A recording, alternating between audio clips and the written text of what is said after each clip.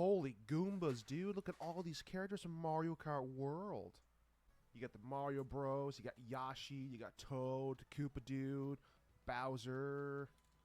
Oh, there's so many. Look, you got the new updated Donkey Kong. That's pretty cool for Bonanza. King Boo. Ooh, spooky. What? Who's this guy?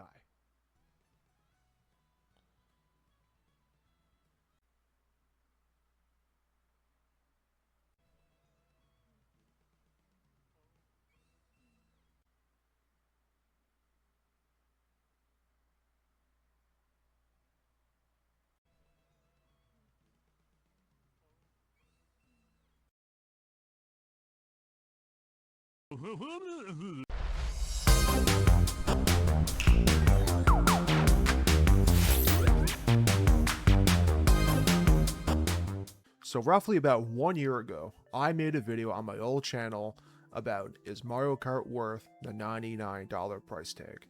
And while I still believe Mario Kart World is worth the $99 price tag, or $109.99 here in Canada, I do have some concerns regarding the longevity of this game.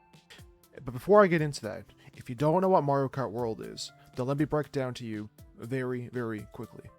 Mario Kart World is the 11th game in the Mario Kart franchise, bringing you your favorite Mario characters and wacky new characters to choose from, and brings back memorable Mario Kart modes such as Grand Prix, where the main objective is to race through all 4 courses, try to get first place, and take home that golden trophy.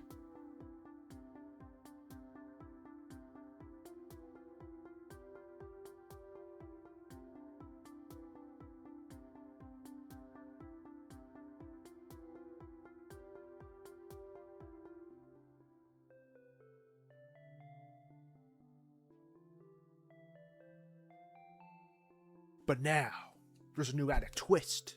So instead of each course ending and then you load into the next one, this one, in this game, you gotta race to the next course, and then you do 1 full lap around that course, and there you go.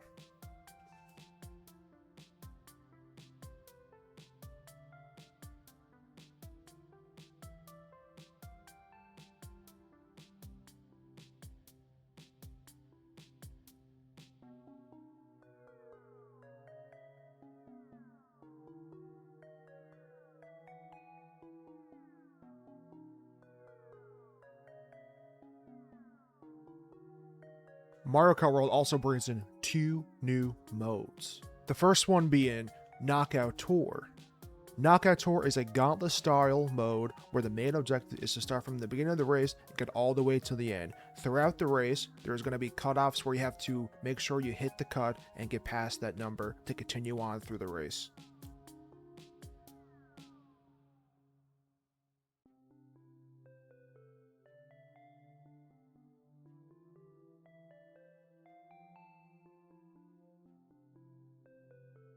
This is actually my most played mode in Mario Kart World. I love playing this online. It's super fun and super competitive.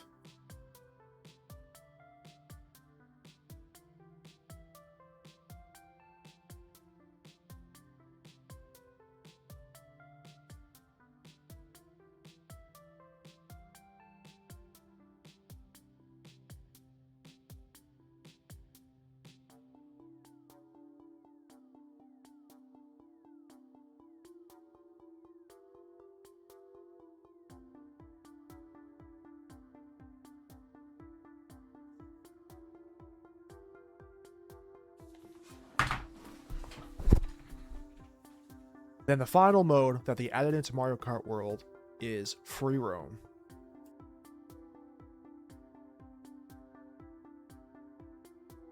In Free Roam, you can pretty much do whatever, explore the whole map of Mario Kart World, travel to different areas, explore those courses, and also do P-Switch challenges, which will reward you with stickers.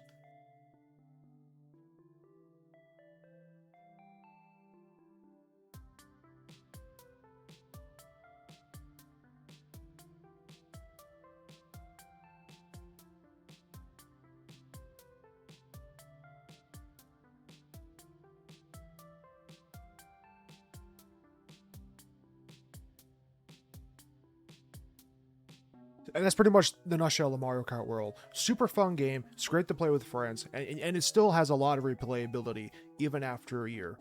But here's the thing. It's been exactly that. It's been a year. And we just had a Nintendo Direct recently. The big E3, June summer showcase. Nintendo always does it.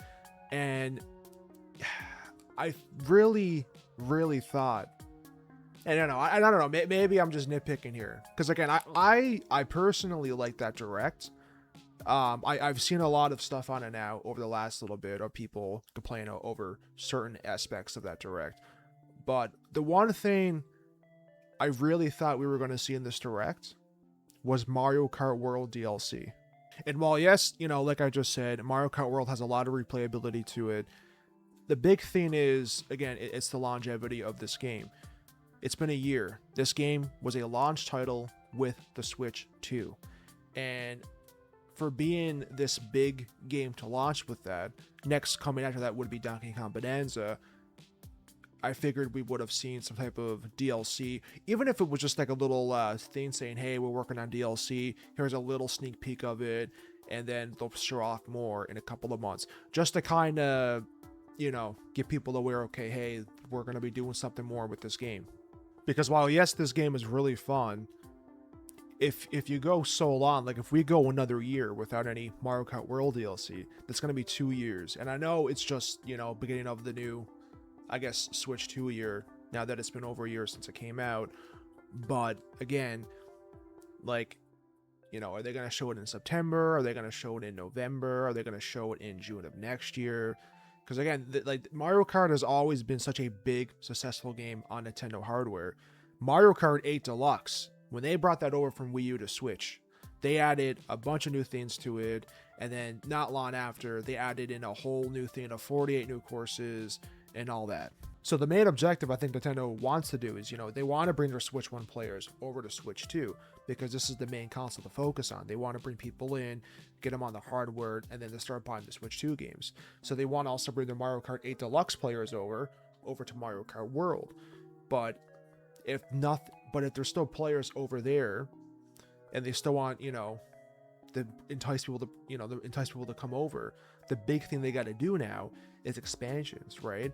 If what we have so far hasn't worked, or even not even just bring people over, like for myself and other Mario Kart World players, to keep us, immersed into that game, to keep us playing, have longer game time, to keep us, buying their products, their services and all that, they got to add more things into this game. And Mario Kart World, at the end of the day, it is a big live service game.